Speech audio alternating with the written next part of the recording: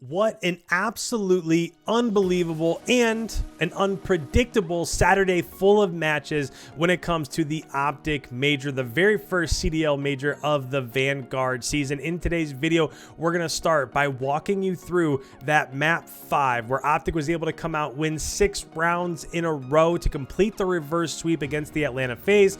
Then we'll go through, we're going to look at the bracket, review the matches that happened on Saturday. I'm going to give you my predictions for Sunday, and we'll get you all set for everything to come on Championship Sunday of this first OpTic Texas Major. But without further ado, let's go ahead and let's get you into breaking down those 6 rounds of S&D. So as we pick up on this one, offense started here with OpTic, and this is a really just great play out of Shotzzy, right? When it comes to Call of Duty, sometimes if players are on, they can just completely flip the tournament on its head, and that's what happened here in the first round here for Shotzzy. So as we look towards the bottom of our screen, we can see the 2 white arrows down here towards the bottom. They get a bit aggressive. So my guess was that Atlanta FaZe came up off of spawn and they had a beat that OpTic was going to go towards A.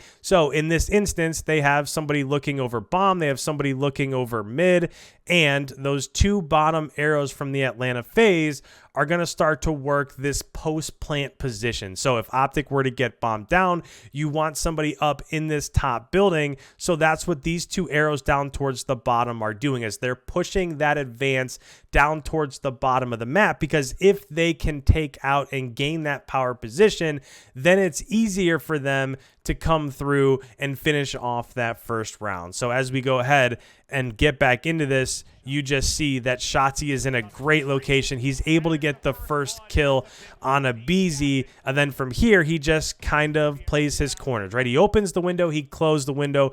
Overall, just a really nice job of keeping Atlanta guessing, and since he was able to get that first blood, they have numbers. He goes mid. He's able to get the kill on Arcides. He then gets this kill on Simp, and at this point in time, the bomb's going to go down. Celium is the last one left. He's going to be in a 1v3 situation, and at this point, there's not too much that you can really do, right? So in terms of this first round, it was all based on Shotzzy. He was able to get the great positioning over towards the bottom side of the map, and then once he was able to give them numbers, he was just playing patiently, jumping back and forth. He actually gets the last kill there on Celium, and it gives them a 1-0 lead. And look at this crowd, man. This crowd was absolutely fantastic. This is great to see for Call of Duty as a whole. So with that, let's go ahead and let's hop into round number 2 here, where OpTic is going to be on defense, and you're going to see a little bit of a different approach here. So rather than push through the bottom of the map, OpTic elected to really watch the heavy side of the map until they got a pick. So let's go ahead, let's take a peek at this. As we look towards the bottom, this is Scump right here. So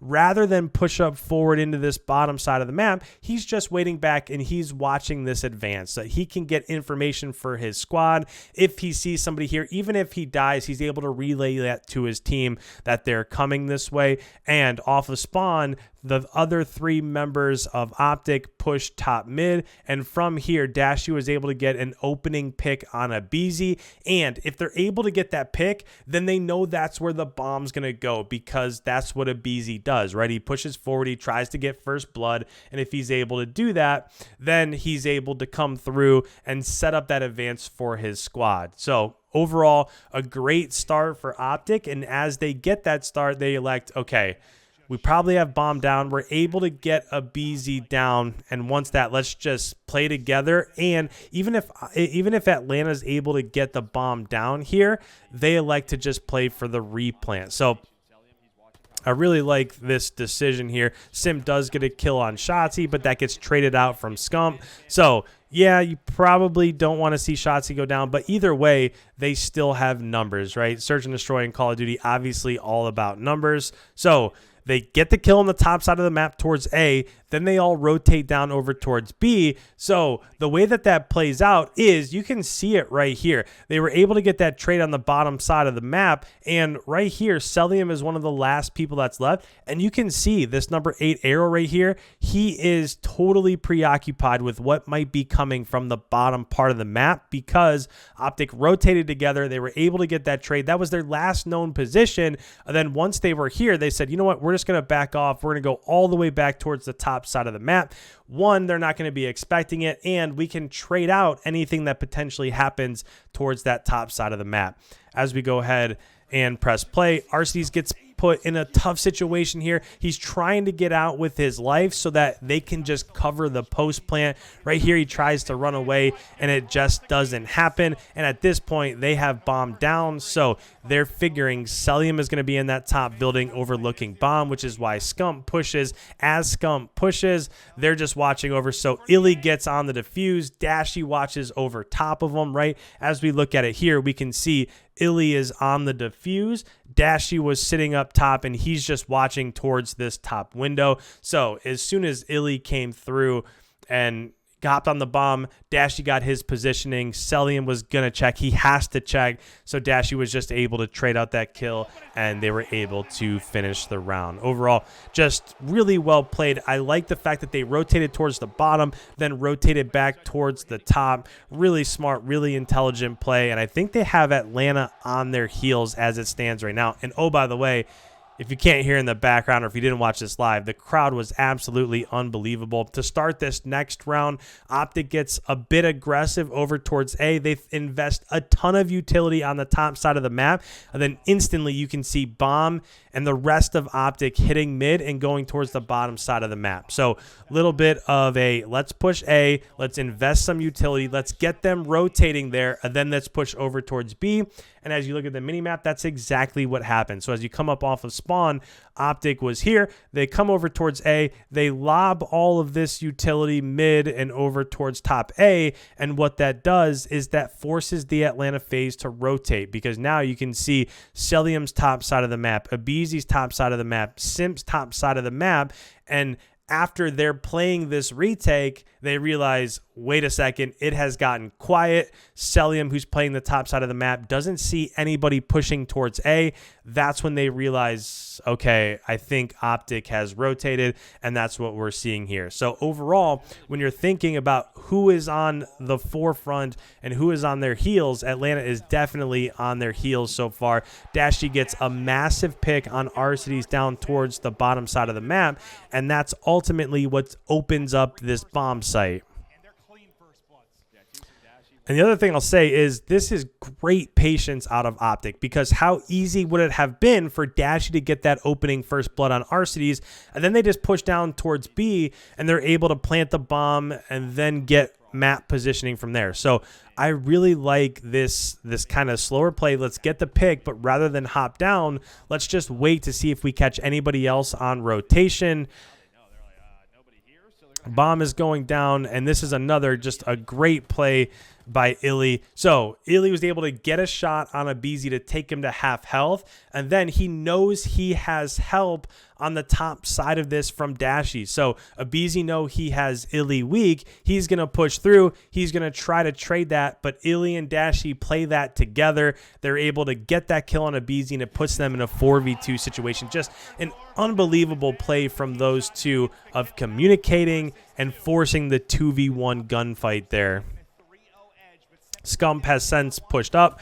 Really easy kill on Celium here. While that happened, Simp was able to get the kill on Illy. And at this point, rather than feed streaks, he says, you know what, I'm just going to jump off the map. That gives OpTic a 3-0 round advantage. So overall, this is something that in the past we really haven't seen from OpTic. We haven't seen them be the team that has their opponents on their heels, and that's really what we're seeing so far. So overall, you see right here in this next round, Abeezy and Celium, Abeezy specifically gets super aggressive with the bomb, and it doesn't work out. Sometimes being overly aggressive, getting that first blood, and then tracking back and being able to get bombed down works, but in this one, it just doesn't. So Simp is able to trade out that kill, but he gets taken out by Shotzzy. OpTic at this point knows they have bomb down, and they're in a 3v1. So at this point, Arcides knows he has no chance. Bomb is down. He's just going to go ahead. That stun hits, so obviously they know where he's at, so he's going to hop off the map also so that he doesn't feed into more streaks, and this is just a great job out of OpTic. If aBeZy was able to get that kill, then they would have map position. They'd be able to plant and have control of that A site. It just didn't work out that way. Here we go into map number 5, and once again, Dashy's able to get a first blood, and it puts them in a 4v3 situation. Bomb is already going down, so Scum pushed up top side of the map. Once they got into that choke point, they knew nobody was there, so then they could go ahead and they could plant the bomb. So what OpTic did here is a lot what aBeZy did, but they came up, they saw that there was nobody here, and when Dashy went mid through this nade top church, was able to get that first blood, then they realized, okay, there's nobody pushing mid. Let's wrap back. Let's get bomb down. We have power position here, so we can overlook the bomb, and Shotzi's down over towards bottom courtyard, and he's watching mid. So as this plays out, it's really smart in terms of let's get first blood, let's realize where we have map control, and then let's execute from there. Celium is able to get a kill on Dashy, but it gets traded out by Shotzzy, who was mid-courtyard, pushes into bottom church, and at this point, you have a 3v2. They don't have bomb down yet, so they elected to wait just to see if anybody pushed, but you have map positioning. Shotzi's pushed up, watching the push through the top side of the map. They're watching their flank because mid is open, right? So somebody could hit that long flank through bottom, and that's what they're checking here. Again, just a really heads-up play. So Shotzzy was here watching the push through the top side of the map, and Scump had bomb. He was watching the push through mid. What they didn't have covered at that point in time is we have seen Atlanta FaZe earlier in the first round hit this bottom side of the map, but since they don't have anybody up top, this wasn't being covered or a long flank wasn't being covered. So rather than just get bombed down where they could potentially get shot in the back, you can now see that the other two green arrows here are electing to go back, and they're watching the push from the back just to make sure all their bases are covered. Just a really smart job of being patient, playing intelligently, and then they go ahead. Scump does get killed, which puts them in a 2v2, but Shotzzy knows that there's somebody in this corner, so he's able to finish that kill at the same time that I believe it was Illy that also got a second kill there, and that puts them up 5 rounds to 0. This round here, Atlanta FaZe is getting aggressive. They're able to get the bomb down, but aBeZy pushes up. And what makes Atlanta FaZe so good at S&D is that aBeZy is one of the best in the game over the last 3 years of getting that first blood percentage, and he wasn't able to do it in this matchup, in this map. I think he was 0-6. I believe he was 0-6. I don't think he had a single kill in this map 5, and if he's not pushing up, putting on the pressure, getting those first bloods, then we've seen in the past, and we see it here, they're beatable. Unfortunately for Simp, he does get tagged up here. He's not able to finish that kill.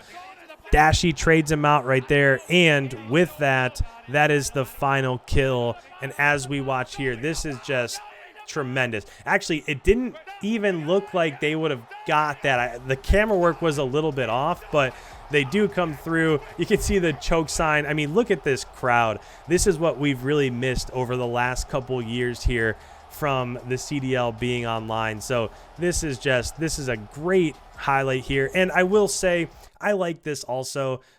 I know it's a little thing, and I stress this sometimes, but I like the fact that, okay, Atlanta realizes we lost. Rather than sit there and pout and start to pack up, I like the fact that they stood up, they were able to give their handshakes, and I don't know, I like the sportsmanship here. So I know sometimes Atlanta can, throw the chokes out and stuff like this, but overall, I like the way that looks. So with that, as we come back to our overall bracket, what we just watched was this 3-2 upset over towards the top side of our bracket.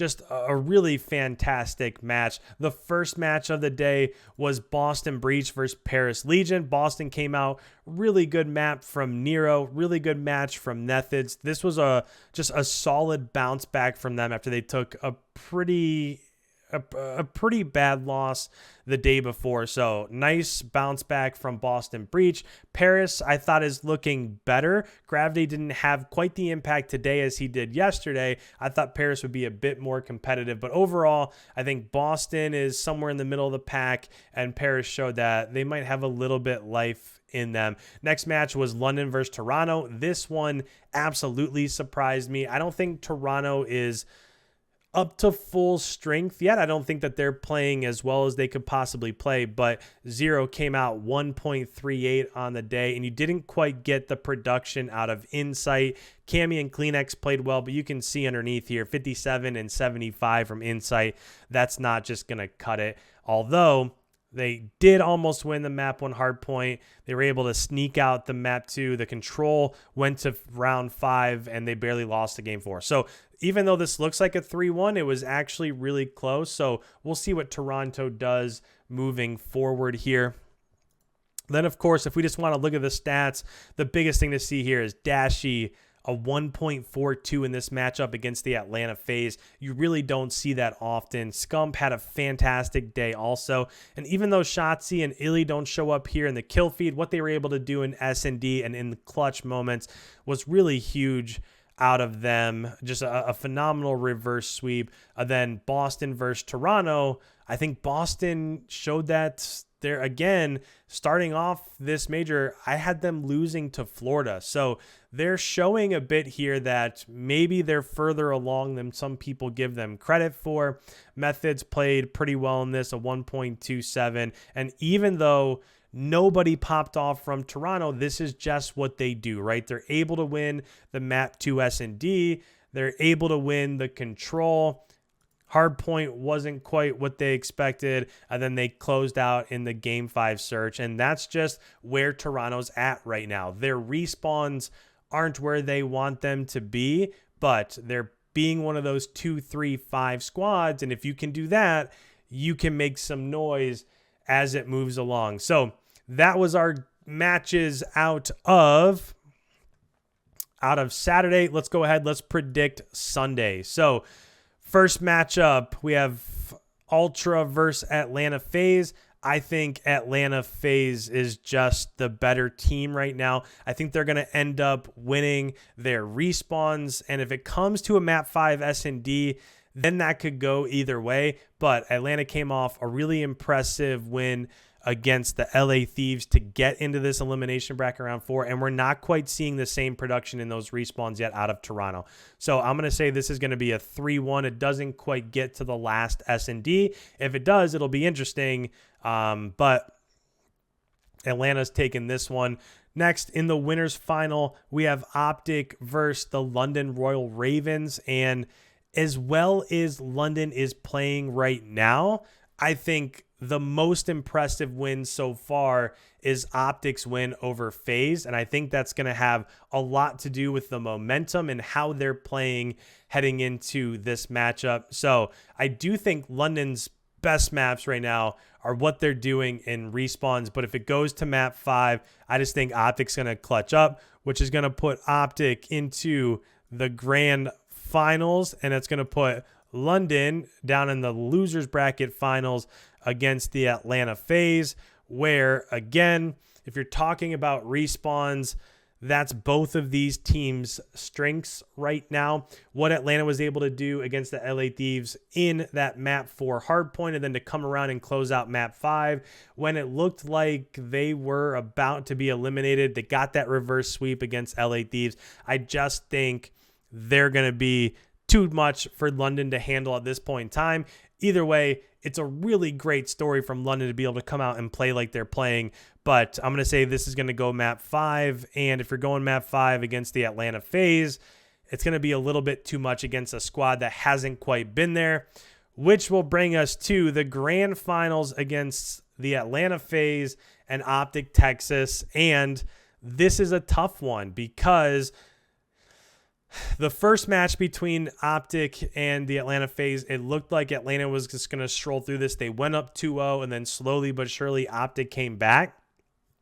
I think OpTic is going to have a bit, just a bit more vibes heading into this one. They're going to have a bit more confidence, but I'm just not quite sure in a grand finals moment that OpTic is going to be able to pull this out. I think it'll be very close. This is the best of 9, so I do think it'll come down to that 9th map, but I just don't see it happening for OpTic. So if they just show me they can do it, then okay, we'll see what happens. But I think this is going to be a 5-4 victory for the Atlanta FaZe. I would love to see OpTic get their first major in the last couple years here, especially at home during their own major. I just don't see it happening. So that's everything leading into Championship Sunday. Let me know down in the comments below. What are you thinking? Do you think OpTic comes through and wins? Do you think Atlanta FaZe even makes it all the way to the grand finals? Let me know what you guys are thinking. So if you're new around here, make sure you hit that subscribe button. Leave a like if you don't mind. We'll be back on Monday with a wrap-up of everything we saw during Championship Sunday. So make sure you're here for that.